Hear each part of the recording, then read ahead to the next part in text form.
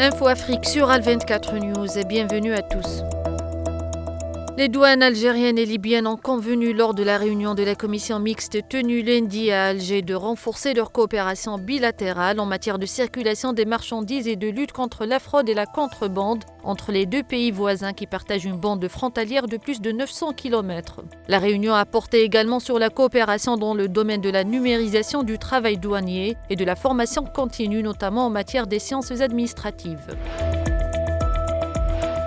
Le ministre égyptien des Affaires étrangères Badr Abdelatty a annoncé lundi que son pays participerait à une nouvelle force de maintien de la paix de l'Union africaine en Somalie qui devrait se déployer en janvier. Il a précisé que l'Égypte a décidé de rejoindre cette mission sur la base d'une demande du gouvernement somalien et de l'accueil favorable du Conseil de paix et de sécurité de l'Union africaine. La fièvre de Lassa, une maladie hémorragique virale endémique en Afrique de l'Ouest, continue de faire des ravages au Nigeria avec 190 décès et 1154 cas confirmés sur près de 9500 cas signalés, selon le Nigeria Center for Disease Control. Les autorités ont activé un centre d'opération d'urgence pour coordonner la lutte contre l'épidémie.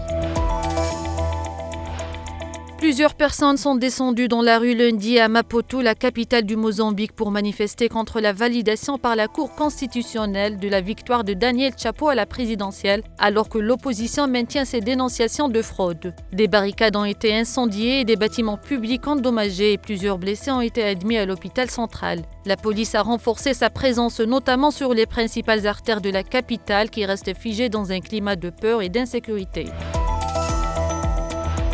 La République de Madagascar et le Programme alimentaire mondial ont signé un accord visant à renforcer la sécurité alimentaire et nutritionnelle dans le pays. L'accord, qui entre en vigueur à partir de décembre courant pour une période de 4 ans, est basé sur la résilience des groupes vulnérables et la transformation des systèmes alimentaires, ainsi que les objectifs de développement durable. C'est la fin de ce point sur l'actualité africaine. Merci de l'avoir suivi.